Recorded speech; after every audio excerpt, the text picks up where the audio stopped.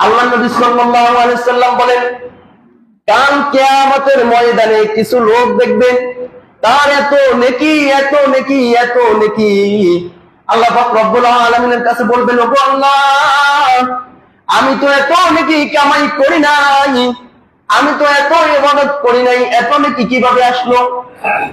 আল্লাহ নবী সাল্লাল্লাহু আলাইহি সাল্লাম বলছেন, সেই ব্যক্তি যখন এরকম আল্লাহ তাআলাকে বলবেন, আল্লাহ তাআলা বলবেন, বান্দা তুমি এত নেকি করতে পারো নাই, কিন্তু আদাল্লু আলা খায়রি কাফাইহি, কোন ব্যক্তি যদি কাউকে ভালো কাজের পথ দেখায়, সে ভালো কাজ করার মতন সওয়াব পায়।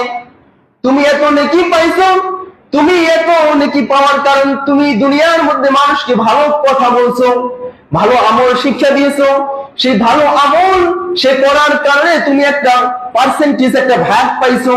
এই ভাগ পাওয়ার কারণে তোমার আজ এত নেকি হয়েছে, এত নেকি হয়েছে। এটা আল্লাহ নবী সাল্লাল্লাহু আলাইহি সাল্লাম বলেন। আরেক ব্যক্তি দেখবেন, আমি তো এত গুনাহ করি নাই, আমার এত গুনাহ কেন হলো?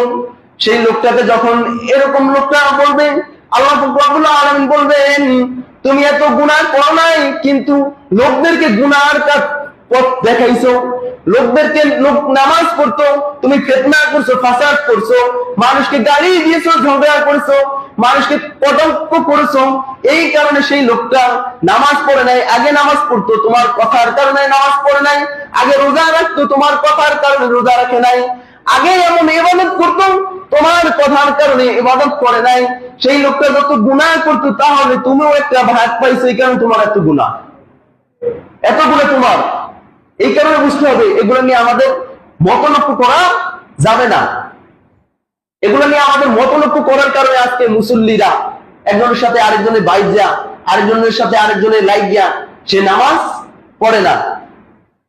অনেক বিষয় আছে, এই জন্য অনেক জায়গায় যারা নামাজ পড়েন, ঢাকা নামাজ পড়েন, অনেক সময় দেখবেন জোরে আমিন বলে, আবার আল্লাহু আকবার, এরকম রুকু যে আল্লাহু আকবার। এখন এগুলো নিয়ে মতানক্য করার সময় নাই, এগুলো নিয়ে মতানক্য করা যাবে না। আল্লাহু আকবার বলে আপনি যদি সাইডেও নামাজ পড়েন, নামাজ হবে। আর বাবা কিন্তু সুন্নাত, না বাবা সুন্নাতের খেলাফ। তাহলে এটা আবার অন্য মাযহাবের মধ্যে আছে। আমরা যেরকম হানাফি মাযহাব মানি, হেরা শাফি, হাম্বলি, অন্য মাযহাবের মধ্যে আছে। তাহলে হ্যাঁ নামাজ আপনি বাতিল বলতে পারবেন না, তাহলে সেইভাবে আমল করে। এটা আমাদের না বোঝার কারণে অনেক সময় হয়ে যায়। একজনের মিলাদ পড়ে দাঁড়ায়, আরেকজন বলে মিলাদ পড়া যাবে না, এই তর্কাতর্কি বাদ দিয়ে নামাজ পড়ে আর তোর মসজিদে নামাজও পড়বো না, এরকম হয়। তো এই কারণে আমাদের কওমি মাদ্রাসারই অনেক হুজুর, আল্লাহ মাফ করুক, অনেক সময় হেরা এটা যদি অংশ না, নামাজের অংশ না, মোনাজাত ধরা, মোনাজাত তারা আবার ধরে না, আল্লাহুম্মা আনতাস সালাম ওয়া আনতাস সালাম তাবারাকতা ইয়া যাল জালালি ওয়াল ইকরাম। আল্লাহ নবী এই দোয়া করতেন। তাহলে এই দোয়া অনেক হুজুরা পড়ে, মোনাজাত ধরে না, অনেক মুসল্লিরা এই কারণে এই হুজুরের পিছনে নামাজ পড়বো না। কিন্তু আমি ফিতনা ফাসাদ পছন্দ করি না ব্যক্তিগতভাবে, যে না আমার কারণে একটা মানুষ নামাজ পড়বে না, কি করবে না, এই কারণে আমি ফিতনা ফাসাদ পছন্দ করি না। এগুলো করা ঠিক না আমাদের। এই আজকে এগুলো করার কারণে মানুষ বিভিন্ন ভাগে, বিভিন্ন প্রকারে মানুষ অনেক হয়ে গেছেন। এগুলো আমরা করব না, এবং যেগুলা করার ইচ্ছা, যেগুলা করতে হবে, এগুলো আমাদের জানার পরেও করতে হবে।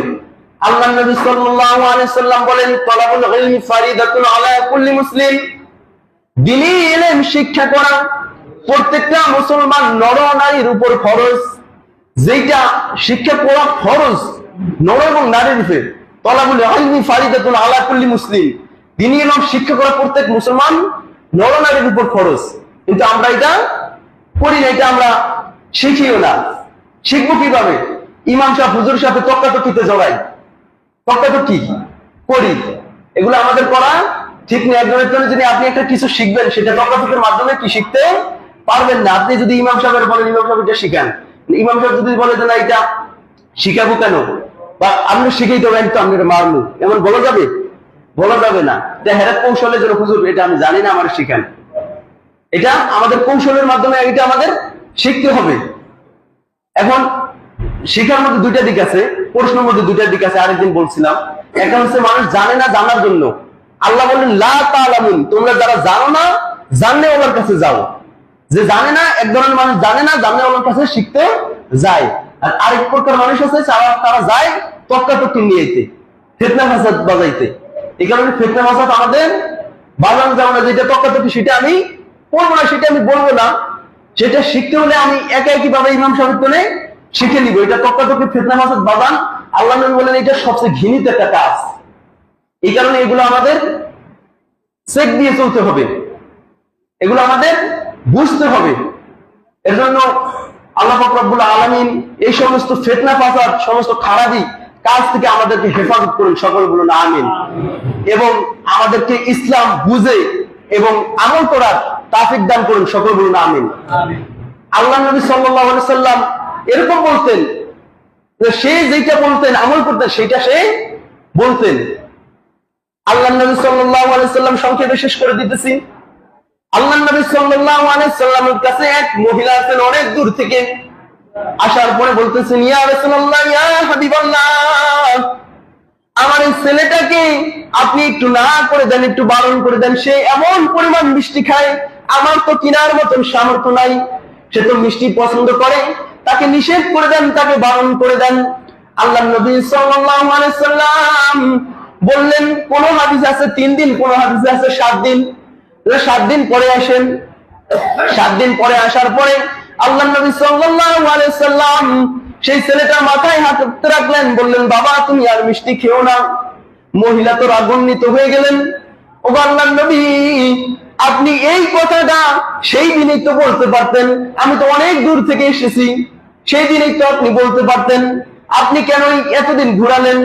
আমি সেদিন অনেক কষ্ট করে গিয়েছি, আবার কষ্ট করে আজ এসেছি।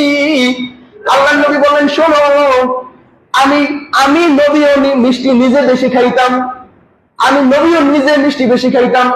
আমি যেটা নিজেই পছন্দ করি সেইটা তাকে আমি কিভাবে বারণ করি? এই 7 দিনের মধ্যে আমি নবী মিষ্টি খাবার ছাড়ান দিয়েছি, মানে আমি কম পরিমাণ খাই।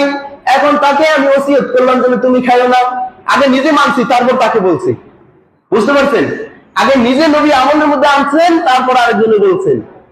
আমরা নিজেরা আমল করি না, তারপর আরেকজনকে বলি। এই কারণে মানুষের হেদায়েত এরকম হয় না। হেদায়েতের মালিক তো আল্লাহ, আমরা তো মাত্র উসিলা। এই কারণে এগুলো আমাদের নিজেরও মানতে হবে, তারপর এগুলো আমাদের বলতে হবে। তাহলে মানুষের মধ্যে ভালো একটা তাসির পড়বে। না আমি যদি নিজে দাড়ি না রাখি, আপনাকে যদি দাড়ি রাখার দাওয়াত দিই, আপনি দাড়ি রাখবেন? বেটা তুই এই দাড়ি রাখিস না, তুই আমার দাওয়াত দিস কি? তুই নিজে নামাজ পড়ছিস, আমার নামাজের দাওয়াত দিস কি? তুই নিজেই পর্দা করছিস, তুই আমার দাওয়াত দিস কি? বলবেন না? এই কারণে এটা আমাদের নিজেরা আগে আমলে আনতে হবে, তারপর আপনাদেরকে বুঝাতে হবে। আল্লাহ পাক রব্বুল আলামিন যে কথাগুলো বললাম, বলনেওয়ালা শুননেওয়ালা সবাইকে আমল করার তাওফিক দান করুন, সকল বলুন আমিন। এবং যাদের এই খারাপ অভ্যাস আছে, অন্য মানে ধূমপান এবং এগুলা অভ্যাস আছে, এগুলো অতি তাড়াতাড়ি ছেড়ে দেন। কারণ এগুলা দুনিয়াতেও ক্ষতি, আখিরাতেও ক্ষতি। আর্থিক সমস্যা, শারীরিক সমস্যা, মানসিক সমস্যা। এবং ফেরেশতারা বলছে এই দুর্গন্ধের কারণে ফেরেশতারা, রহমতের ফেরেশতারা 1 মাইল দূরে চলিয়ে যায় তার এই মুখের দুর্গন্ধের কারণে। এই আমরা অনেক সময় এগুলা করে থাকি, নিজে তো এই যে না খাই, আরেকজনের কষ্ট দেই।